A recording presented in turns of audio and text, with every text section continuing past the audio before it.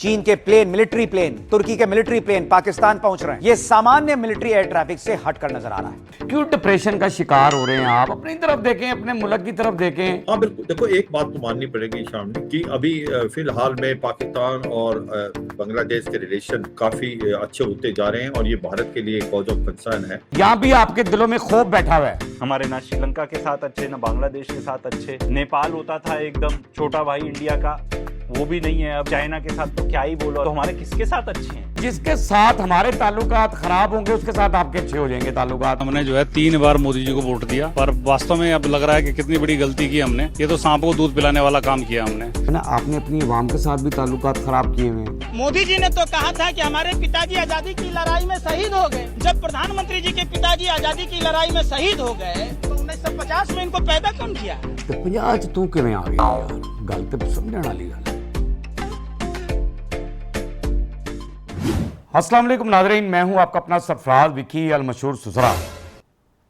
नाज़रीन, जैसा कि होता है ना मोहल्ले गली के अंदर कुछ 4-5 घर होते हैं कि बंदे ना होते हैं कि वो अपने घर की तरफ नहीं देख रहे होते, लेकिन हमसाओं की, पड़ोसियों की बातें सुन रहे होते हैं कि इनके घर में क्या हो रहा है, क्या पका है आज और क्या खाने लगे हैं। और ये हिसाब जो है इस टाइम गोदी मीडिया का भी हुआ है और इतने अंत भक्त हैं उन सब का भी ये हिसाब हुआ है। यानी अपनी तरफ तो देख नहीं रहे, लेकिन उनकी परेशानियां जो है वो बढ़ती जा रही हैं। कैसे बढ़ती जा रही हैं दिखाइएगा जरा। चीन के प्लेन, मिलिट्री प्लेन, तुर्की के मिलिट्री प्लेन पाकिस्तान पहुंच रहे हैं। इतने कम समय में इतनी बड़ी संख्या में मिलिट्री प्लेन्स की लगातार उड़ान भरना और पाकिस्तान के एयर स्पेस में रहना, यह सामान्य मिलिट्री एयर ट्रैफिक से हटकर नजर आ रहा है। अरे यार, मैं ये बात आपसे पूछना चाहता हूँ भाई, आप मेरे, कोई ऐसी बात नहीं है।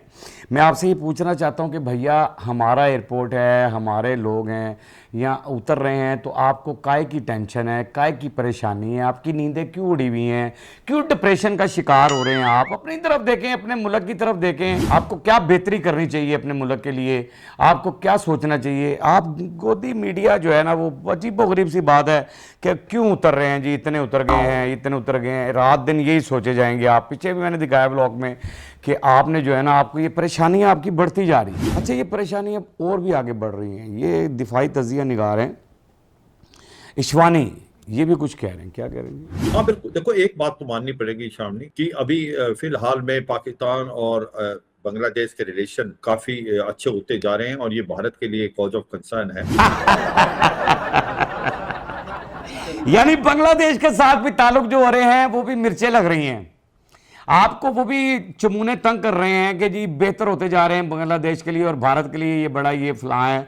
यानी यहाँ भी आपके दिलों में खौफ बैठा हुआ है, ये भी आपको टेंशन है कि बांग्लादेश के साथ ताल्लुकात बेहतर क्यों हो रहे हैं। भैया इखलाक की बात होती है, अपने रवैये की बात होती है, अपने पॉलिसियों की बात होती है, अपने तौर तरीके की बात होती है, अपने किरदार की बात होती है, तब जाकर कहीं जाकर ये ताल्लुकात बेहतर होते हैं। अच्छा, एक मीडिया एंकर हैं, वो भी कुछ कह रहे हैं। क्या कह रहे हैं जी? हमारे ना श्रीलंका के साथ अच्छे, ना बांग्लादेश के साथ अच्छे। नेपाल होता था एकदम छोटा भाई इंडिया का, वो भी नहीं है अब। चाइना के साथ तो क्या ही बोलो, अरुणाचल में क्या क्या हो रहा है, किस किस टाइप की खबरें आ रही, तो हमारे किसके साथ अच्छे हैं? तो हमारे किसके साथ अच्छे? मैंने भी जिक्र किया फादरलैंड के साथ, जो कि दुनिया जिसको नफरत की निगाह से देखती है उसके साथ आपके ताल्लुकात बहुत अच्छे हैं। तंदूर वालों के साथ आपके ताल्लुकात बहुत अच्छे हैं। तंदूर समझ रहे हैं, तंदूर वाले अफगानिस्तान, उसके साथ ताल्लुकात आपके अच्छे हैं। और वो भी किस लिए अच्छे हैं? वो इसलिए अच्छे हैं कि उनका हमारा 36 का आंकड़ा चल रहा है, यानी हमारे साथ उसके ताल्लुकात बेहतर नहीं है, हमारे साथ झगड़ा फसाद है, तब ताल्लुकात आपके बेहतर है। यानी जिसके साथ हमारे ताल्लुकात खराब होंगे उसके साथ आपके अच्छे हो जाएंगे ताल्लुकात। आपके ताल्लुकात शैतानों से होंगे, इंसानों से नहीं होंगे। जो इंसानियत को बचाना चाह रहे होंगे या इंसानियत की खिदमत करना चाह रहे होंगे, उनके साथ आपके ताल्लुकात बेहतर नहीं हो सकते। अवाम का क्या रिएक्शन है, जरा अवाम का रिएक्शन भी दिखा देते हैं आपको, आपके गुरु घंटाल के बारे में। बड़ा दुर्भाग्य रहा कि हमने जो है 3 बार मोदी जी को वोट दिया और तीनों बार जो है विधानसभा में भी बीजेपी को ही वोट दिया, पर वास्तव में अब लग रहा है कि कितनी बड़ी गलती की हमने। ये तो सांप को दूध पिलाने वाला काम किया हमने। सांप को दूध पिलाने वाला हिसाब किया, वाकई ऐसी सही बात है।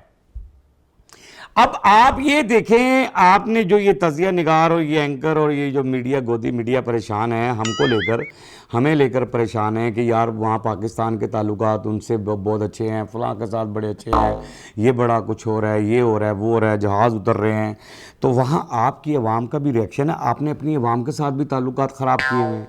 कहते कि जी हमें तो यूं ही हुआ कि जैसे सांप को दूध पिलाने वाला ही सांप है। और वाकई आप सांप को दूध पिला रहे हैं, सांप पाल रहे हैं, सांप पल गया और सांप ही है, हर जगह डंग मार रहा है, अवाम को डस रहा है, अवाम को डस रहा है। यानी अवाम को इतना डस लिया कि अवाम खड़ी होने के काबिल भी नहीं है, उठ नहीं पा रही, इतना डस रहे हैं, हर जगह पे डस रहे हैं, हर जगह पे डस रहे हैं। आपके जो गुरु घंटाल हैं वो समझ लें कि ज़हनी तवाज़ुन उनका ठीक नहीं है या क्या मामला है, मुंह से लफ्ज़ निकाल देते हैं, ये नहीं पता होता कि ये मैं सही बात कर रहा हूँ, गलत कर रहा हूँ। मोदी जी ने तो कहा था कि हमारे पिताजी आजादी की लड़ाई में शहीद हो गए, तो जब 47 में देश की आजादी मिली, जब प्रधानमंत्री जी के पिताजी आजादी की लड़ाई में शहीद हो गए, तो 1950 में इनको पैदा कौन किया?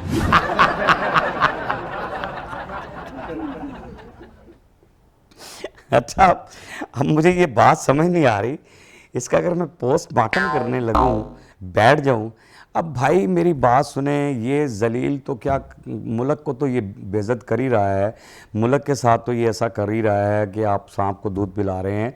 ये सांप तो अपने माँ बाप के लिए भी साबित हो रहा है, अपने माँ बाप के लिए भी सांप ही साबित हो रहा है कि 1947 में कह रहे हैं कि जी मेरे वालिद साहब की डेथ हो गई और 1950 में जो है इनकी पैदाइश हुई है। अगले माह सितंबर में सालगिरह भी आ रही है, वो भी दिखाएंगे प्रोग्राम आपको। 1947 में मेरा बाप शहीद हो गया था जंग में, तो 50 च तू किवें आ गया यार? गल तो समझण वाली गल है, गल कोई सुटण वाली नहीं गई, बल्कि तेरे कान थले सुटण वाली है।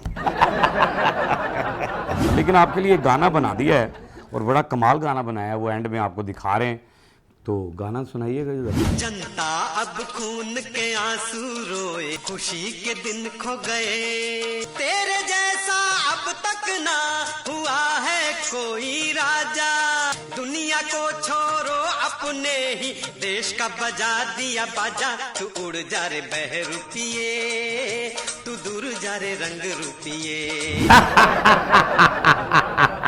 अपने ही देश का बजा दिया बाजा, उड़ जा रे बहरूपिये। क्या खूबसूरत शायरी है, क्या बात है यार। मैं कह रहा हूं टैलेंट तो इंडिया में बेपा है, यानी कि बेबा टैलेंट, इतना टैलेंट है कि क्या बात है शायरी करने में, और वहाँ से तो फिर क्या बात है। बड़े सगीर है ना भैया, बड़े सगीर के अंदर टैलेंट वैसे ही बहुत ज़्यादा है। बाकी इस तरह मुस्कुराते रहें, हंसी वाली ज़िंदगी गुजारें, कभी किसी की दिल आज़ारी मत कीजिएगा, इज्जत दें, इज्जत लें, मोहब्बत बांटें और मोहब्बत हासिल करें, और परवरदिगार पर यकीन रखें, क्योंकि सब ताकतें मेरे रब के अंदर हैं और वही सब कुछ कर सकता है। बेशक बेशक बेशक वही सब कुछ कर सकता है। हमने आपके लिए व्हाट्सअप भी बनाया, टिकटॉक भी बनाया, फेसबुक भी बनाई है, उसे भी फॉलो कीजिएगा। मस्त के चैनल को सब्सक्राइब करते रहें, लाइक करते रहें, कमेंट्स करते रहें और घंटी दबाना मत भूलिएगा, क्योंकि ससुर आपके साथ और जब तक जिंदा है आपके साथ रहेगा।